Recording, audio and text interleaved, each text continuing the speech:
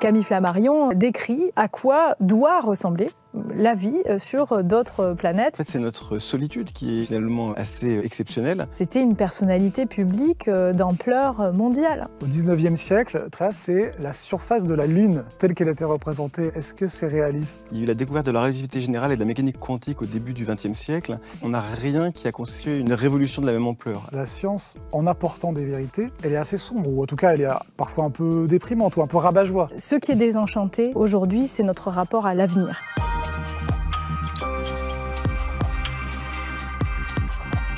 Elsa Courant, merci d'être avec nous. Merci. Est-ce qu'il y a de la vie cachée dans les canaux sur Mars? Si je vous fais une réponse à la Camille Flammarion, je vous dis forcément c'est obligatoire et la science ne tardera pas à le découvrir.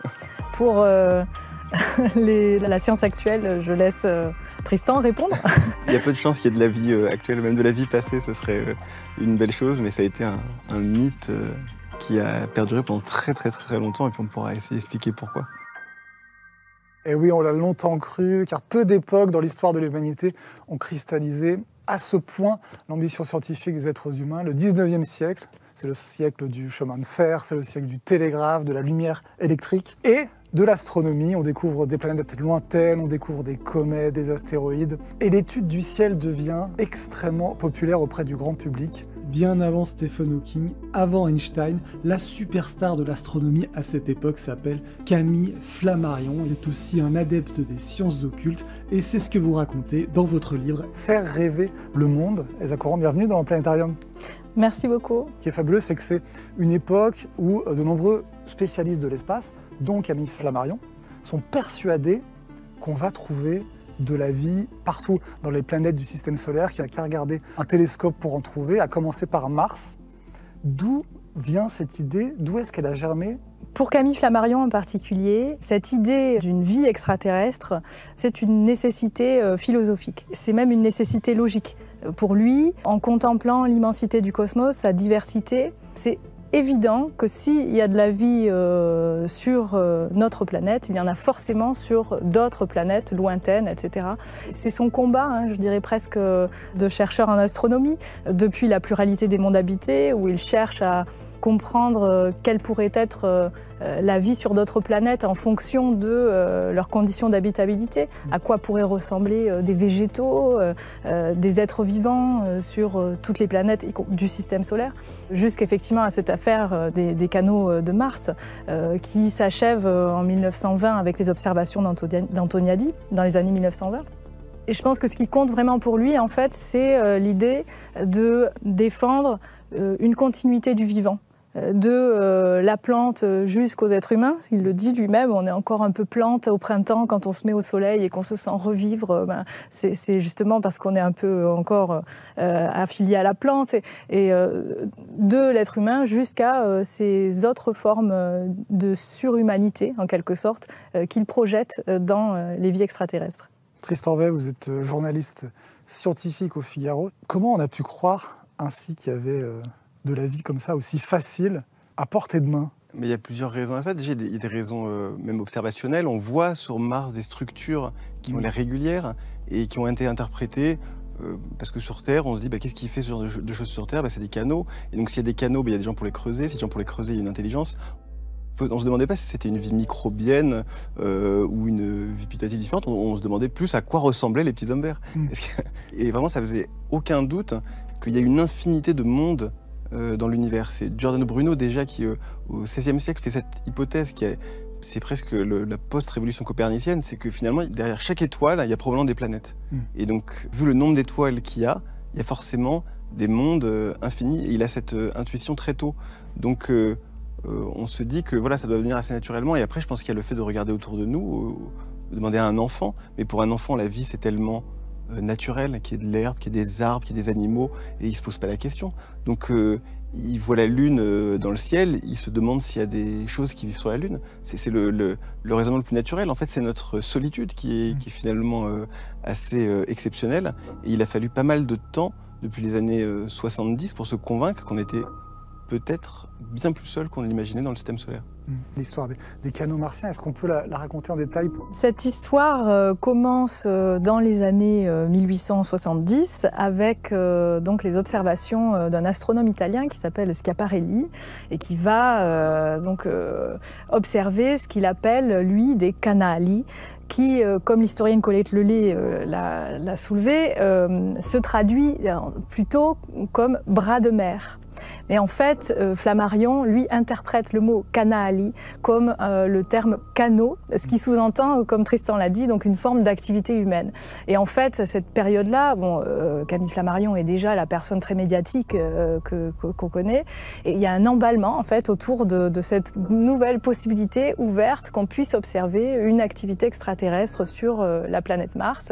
Et ensuite, il y a des relais en fait qui se mettent en place. Hervé Faye qui sollicite les institutions pour qu'elles se positionnent, les institutions savantes officielles, pour qu'elles se positionnent sur ce sujet.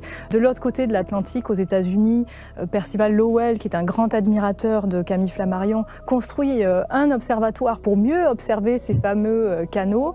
Et là, en fait, un des plus proches collaborateurs de Camille Flammarion, qui était Antoniadi, commence à prendre un petit peu ses distances, puisqu'entre effectivement les études spirites de Camille Flammarion et son obstination à croire en fait à l'existence d'une vie extraterrestre, il commence à percevoir qu'ils n'ont pas la même conception de la démarche scientifique, et il part donc à l'observatoire de Meudon où il fait des observations qui vont enterrer en fait cette fameuse hypothèse des canaux de Mars. Parce qu'il faut le dire, le 19e siècle, c'est aussi le siècle de l'image. Alors ça, c'est vraiment l'idée que j'ai souhaité défendre dans ce livre. Oui. C'est le siècle de l'apparition de la photographie par Daguerre, du cinéma, à la fin du siècle, mais quand même le 19e siècle, par les Frères Lumière. Est-ce que, selon vous, la diffusion de l'astronomie au grand public, comme a pu le faire Camille Flammarion, qui a été un des premiers à le faire, est aussi liée à cette diffusion par l'image? Dans le livre de l'astronomie populaire, c'est un de ses premiers usages. C'est d'appuyer le propos, mais aussi de faire entrer l'astronomie dans l'univers familier des lecteurs. Alors on voit une de ces illustrations ici. Ça, c'est la surface de la Lune, telle qu'elle était représentée au 19e siècle. Tristan Vey, est-ce que c'est réaliste comme représentation? Pas totalement, mais c'est pas non plus complètement absurde. C'est assez vide. La Terre me paraît comme ça, je dirais un peu grosse dans le ciel, mais elle semble un peu plus petite sur les vues qu'on a des missions Apollo. La surface est quand même globalement plus plane, plus poussiéreuse, elle a moins cette apparence de rocher granitique, elle fait plus... Moi, ce qui me fascine dans ces images-là, c'est qu'encore aujourd'hui, quand on parle d'exoplanètes, par exemple, on n'a pas d'image d'exoplanètes. On a quelques photos de points lumineux, voilà. On a cette même tradition d'essayer de les imager. La NASA a des artistes qui sont spécialement employés à temps plein pour faire ce type d'illustration, parce que c'est important pour faire rêver les gens, c'est important pour les scientifiques eux-mêmes, pour leur faire un appui à leur réflexion. Et c'est assez marrant parce que des fois quand on parle aux scientifiques, on leur pose des questions, moi je leur demande souvent quelles sont les vraies couleurs de telle ou telle planète. C'est pas des questions évidentes et triviales, parce que la luminosité n'est pas du tout la même, les photos qu'on reçoit sont assez différents, on est dans les photos qu'on a pu voir ont été retravaillées pour faire ressortir des choses. Et ça n'a pas beaucoup de sens en fait de dire à quoi ressemblent vraiment les choses. En fait, il y a quand même toujours un travail d'interprétation, et c'est vrai que c'est un des pionniers dans ce domaine-là, et c'est fascinant. Pour ma part, ce que je trouve formidable dans ce type d'image, c'est quand même, il faut bien percevoir le fait qu'on est au 19e siècle, et ce qu'on a là, en fait, c'est ce qu'on appelait une vue idéale, c'est-à-dire une représentation d'un paysage inaccessible ou inobservable. Et l'artiste, effectivement, s'imprègne en fait de ce qu'il connaît pour construire une image crédible d'une expérience qu'on ne peut pas vivre. Alors voici une autre d'image. Oui. Alors celle-ci, à mon avis, est beaucoup moins réaliste, puisque cette gravure-là représente Vénus. Pour le coup, Tristan est d'accord que celle-ci, on est un peu plus loin de la réalité. C'est très éloigné. Après, il faut dire que Vénus vous laisse entièrement libre dans votre imagination, puisque c'est recouvert d'une couche de nuages tellement épaisse qu'elle nous apparaît, nous, comme une espèce de boule blanchâtre. Donc après... Et qu'on n'a jamais vu la vraie surface. Exactement, mais quelque part, il y a plus d'imagination là, parce qu'ils auraient pu faire un monde tout blanc, par exemple. Mais non, ils avaient compris qu'il y avait une couche de nuages, et que sous cette couche de nuages, il pouvait se cacher des choses, ce qui est le cas. Alors, elles ressemblent probablement pas à ça, on est sur des mondes probablement assez différent, fait de roche, il n'y a pas de vie, il n'y a pas de... Mais bon, là, c'était vraiment... Malheureusement, ils avaient très très peu de données disponibles pour le faire. Donc moi, je trouve déjà s'imaginer qu'il y a quelque chose sous les couches de nuages, en soi, déjà, c'est une performance. Le détail qui est vraiment très intéressant sur cette image en particulier, ce sont les cactus, en fait. Dans un ouvrage antérieur, Flammarion avait fait représenter des paysages du Nevada, avec donc des Indiens qui galopaient au milieu de champs de cactus. Et il disait, n'est-ce pas un paysage très extraordinaire et très étrange? Est-ce qu'on n'a pas l'impression d'être sur une autre planète quand on est dans le Nevada? Et en fait, précisément, donc Motti, qui est l'illustrateur de cette image-ci, s'est imprégné de cette remarque pour construire le paysage de Vénus. Et donc, en fait, de façon totalement symétrique, la Terre nous semble digne d'étonnement. Et par comparaison, Vénus peut nous apparaître comme un paysage familier. Je voulais vous montrer cette gravure. Je ne sais pas si vous la voyez bien oui. ici. Et j'aimerais que vous nous expliquiez d'où vient cette gravure, parce qu'elle est particulièrement étonnante. C'est le système, du coup, pas solaire. Oui. L'équivalent du système solaire, sauf qu'à la place du Soleil, au centre, Jupiter. Système jovien, donc. Voilà, alors... Qu'est-ce que ça sort, ça?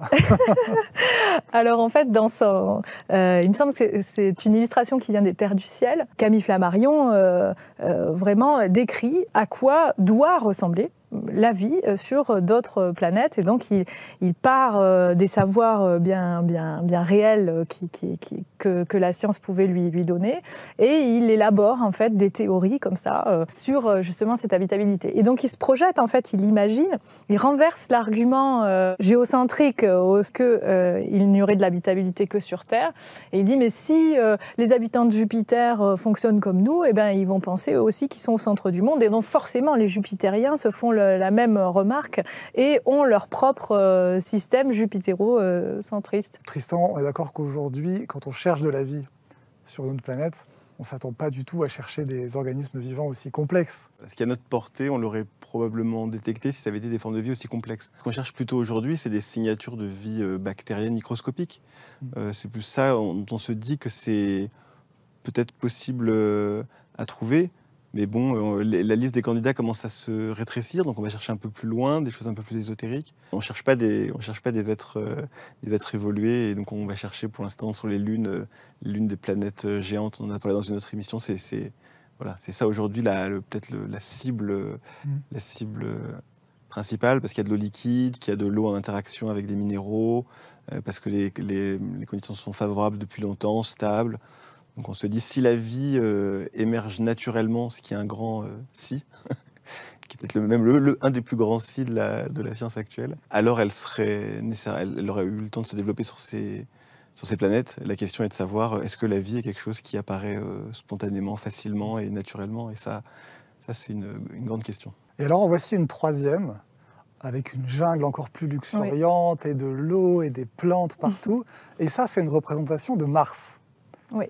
Alors, on est d'accord, quand on voit ces images-là, on a aujourd'hui des robots sur Mars, on sait que Mars ne ressemble pas du tout à ça.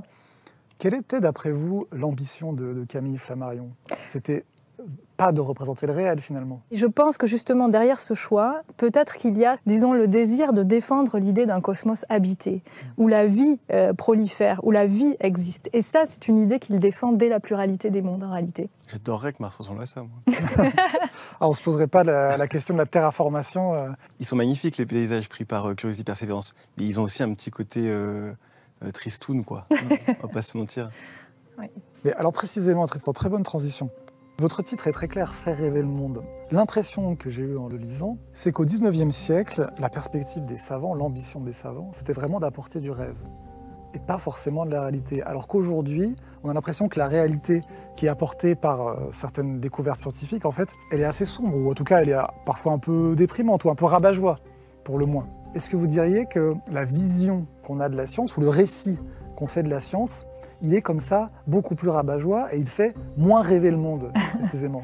Ce qui est désenchanté aujourd'hui, c'est notre rapport à l'avenir. Ça, très clairement. C'est-à-dire qu'aujourd'hui, on sait que les progrès techniques qui nous ont amenés à des découvertes extraordinaires sont ceux-là même qui nous font vivre à contre-courant de cycles naturels, qui sont ceux qui garantissent notre survivance en tant qu'espèce. Il est évident que pour Camille Flammarion, la démarche est inverse, c'est-à-dire que lui, il pense au contraire que le progrès technique va nous permettre d'atteindre des rêves collectifs qui sont le fil rouge de sa carrière. La paix dans le monde, la santé, ne plus avoir peur de la mort, etc. Donc de ce point de vue, oui, il y a des enchantements. Il y a peut-être des enchantements aussi du point de vue de la valeur de certaines expériences astronomiques. Je pense par exemple à l'exploration spatiale récréative, qui consiste à envoyer Katy Perry hors de l'atmosphère pendant quelques minutes sous couvert d'ambition féministe. Bon, ça peut se discuter, vous voyez. On est un peu loin des démarches qui avaient motivé toutes les missions Apollo, où l'objectif était de comprendre en fait comment la croûte terrestre s'était formée. Enfin, là, effectivement, du point de vue de la valeur de ces explorations spatiales, il y a peut-être une perte de la magie, en quelque sorte, de suggestion du déplacement vers la Lune, etc. Et il ne faut pas penser non plus que la science du 19e siècle était 100% enchantée.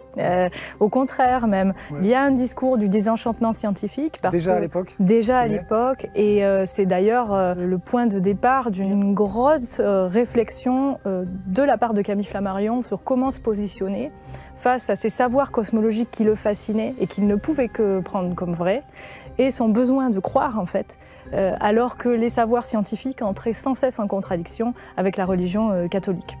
Et il a des échanges très douloureux, en fait, avec de grands vulgarisateurs, comme l'abbé Moignot, qui lui disait « Mon bon petit, séparez bien les deux choses, et puis voilà, ne cherchez pas à faire des ponts là où il n'y en a pas. » Mais ça ne le satisfaisait pas. Et c'est pour ça qu'il a essayé de bâtir sa philosophie astronomique.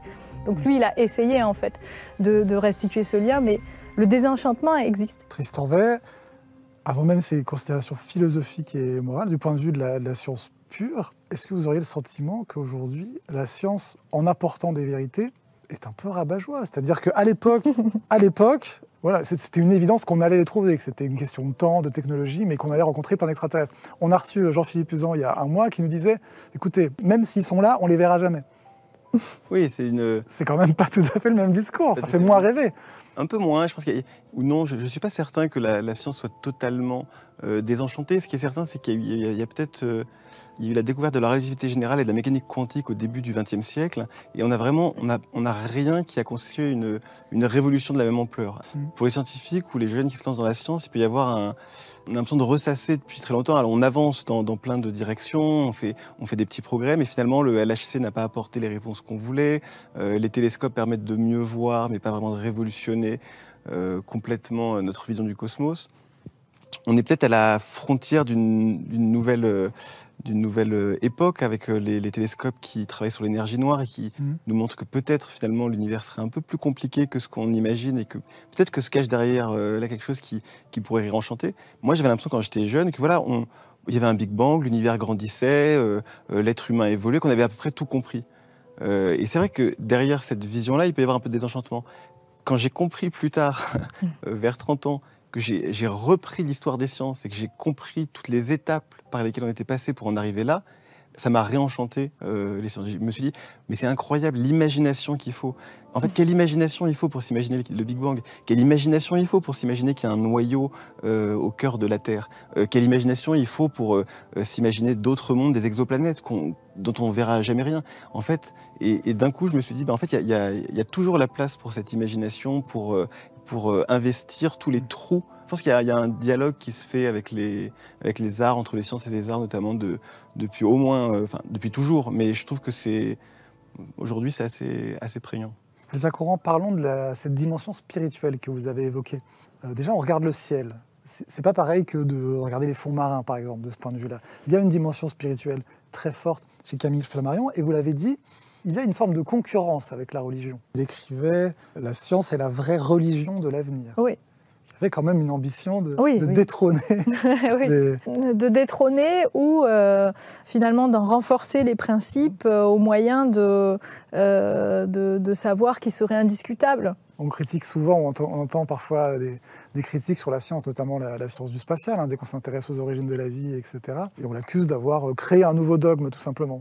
Tristan. Que la science soit un dogme parmi d'autres. Soit un dogme, que les scientifiques prônent un autre dogme. On peut le trouver chez certains J'ai certaines personnes, chez certains zététiciens qui vont être un peu absolutistes dans leur vision de la science comme étant l'alpha et l'oméga de tout ce qu'on peut dire et que tout ce qui sort du discours scientifique finalement est nul et non avenu. Je pense qu'il y a une forme de... Enfin, bon, c'est ma vision, j'ai l'impression qu'il y a une forme de... un peu de posture derrière ça et que finalement, en tant qu'être humain, quel que soit le domaine dans lequel on travaille, on arrive toujours à des limites, que ce soit en mécanique quantique, que ce soit en astronomie, que ce soit dans l'étude du corps humain, l'étude du cerveau. Il y a toujours un moment où on touche un peu des limites quasiment ontologiques et du coup, on se dit, bah, finalement, ça ne répondra jamais à toutes ces questions que vous avez évoquées et qu'on se pose. La science n'arrivera pas à y répondre. Peut-être le XXe siècle a été l'occasion de se rendre compte de ça, et le XXIe aussi, que la science n'y arrivera pas. Et du coup, ben voilà, c'est toujours le vieux Malraux, il faudra que le XXe siècle soit spirituel ou il ne sera pas. On est un peu obligé il y a un retour à la spiritualité parce que finalement, il y a toujours des petits terrains incognita comme ça qui ne pourront pas être investis par la science, dans lesquels on n'aura pas de réponse. Et donc je ne pense pas que la science puisse être la solution à tout, mais je pense que pour plein de choses de la vie, ça peut être un aiguillon. Il ne faut pas non plus dire que la science ne peut rien, parce qu'elle ne peut pas tout. Voilà, on l'a vu pendant le Covid notamment, moi, ça m'a beaucoup heurté, que les gens disent, ben voilà, puisque vous ne pouvez pas répondre à cette question, vous pouvez répondre à rien. C'est pas non plus vrai. C'est intéressant ce que vous dites parce qu'en fait, vous êtes en train de parler de la science, Oui. qui est en réalité un concept dont les contours sont négociés au XIXe siècle. Et dans le cadre d'une vraie bataille épistémologique à laquelle Camille Flammarion a en fait participé. Autour du milieu du XIXe siècle, prend son essor une philosophie qui est donc celle du positivisme, dessinée par Auguste Comte. Et le positivisme considère qu'il y a quelque chose qui est scientifique, qui est lié à l'expérience et l'observation. Et il y a tout ce qui n'est pas scientifique et qui est lié à ce qui n'est pas observable et qui ne peut pas faire l'objet d'observation. Et donc les deux grands perdants finalement de cette bipartition, qui a énormément de succès auprès des scientifiques, ce sont les lettres, bien sûr, et la cosmologie. Et c'est là qu'il y a rencontre en fait entre Camille Flammarion et des gens comme Victor Hugo par exemple. En fait, il y a eu combat ici. Et quand Camille Flammarion entre à l'observatoire comme élève astronome pour faire des calculs de position, il se rend compte qu'il est le seul à se demander si oui ou non il y a des extraterrestres dans l'univers, mais il est catastrophé. Et il se dit mais c'est pas mon astronomie ça. Et c'est pour ça qu'il va essayer de monter sa propre institution astronomique avec l'observatoire de Juvisy qu'on va lui donner. Il va y avoir effectivement concurrence en fait entre deux conceptions de la science. Et Auguste Comte disait mais ça sert à rien en fait d'aller chercher des réponses qu'on ne pourra jamais obtenir. Là où Camille Flammarion dit au contraire, mais si en fait, c'est en repoussant toujours les limites des connaissances, en osant aller vers l'imaginaire, qu'on va pouvoir faire des découvertes remarquables. Elsa Courant, est-ce que dans vos recherches, vous avez pu identifier d'où vient ce que j'appellerais ce manque de modestie de Camille Flammarion, des scientifiques de l'époque? Voilà, on n'avait pas de limite. Moi j'ai l'impression... on a presque parfois l'impression de lire un gourou, quoi, un prophète. Okay, oui, non, mais c'est vrai qu'il ne mettait pas beaucoup de limites, disons, à la fois au sujet qu'il prétendait traiter et à vraiment, je dirais, la foi, au sens presque religieux du terme, qu'il pouvait mettre dans le savoir scientifique qu'il prétendait répandre comme ça auprès de l'ensemble des populations. Et d'ailleurs, pour la petite histoire, l'exposition universelle de 1900, il a été donc en charge du pavillon astronomique et ce fameux pavillon contenait entre autres attractions remarquables un musée Camille Flammarion de son vivant, donc, pour rendre hommage à sa carrière exceptionnelle.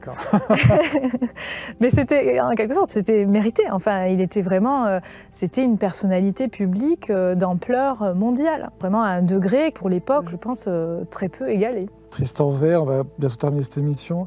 Ça vous fait rêver, ce genre d'histoire du 19e siècle, le siècle des expositions universelles, la science de l'époque? J'adore. Je me rappelle de passages dans Mort à crédit de Céline, dans lesquels il parle du scientifique qui l'accompagne, enfin un scientifique, un pseudo-scientifique qui fait des vols en ballon et qui essaie de faire pousser des légumes en leur mettant des électrodes. Et j'adore parce que c'était une époque où on croyait... en la technologie, en des choses un peu ésotériques, avec des raisonnements un peu biaisés, des raccourcis. On s'en moque un peu aujourd'hui, mais finalement, chez les vrais précurseurs, il y a toujours cet effort d'imagination qui précède la découverte, le calcul, la vérification. Pour être un grand scientifique, il faut beaucoup d'imagination. Je ne crois pas qu'il y ait de grandes sciences qui se fassent sans imagination. Et cette époque-là, effectivement, déborde de possibles. C'est ça qu'aujourd'hui, il y en a peut-être un peu moins, et encore, on peut le trouver. Il y a des gens qui prétendent qu'on vit peut-être dans une simulation numérique géante. Il y a des gens qui croient aux univers parallèles. Ça, c'est alimenté par la mécanique quantique, la simulation par des théories thermodynamiques. La science a nourri, c'est vrai, à ses débuts, une grande curiosité. Mais je crois que c'est encore le cas aujourd'hui. On vit quand même dans une société très technologique où il y a quand même beaucoup de curiosité, beaucoup de choses fascinantes. Je pense qu'il y a quand même des choses qui font encore rêver aujourd'hui. Merci beaucoup, Elsa Courant, d'avoir participé à cette émission. Je rappelle la publication, la sortie de votre livre « Faire rêver le monde ». C'est sans surprise chez Flammarion. Merci beaucoup. Merci. Tristan Vey, journaliste scientifique au Figaro. Et à très vite pour un prochain numéro de Planétarium.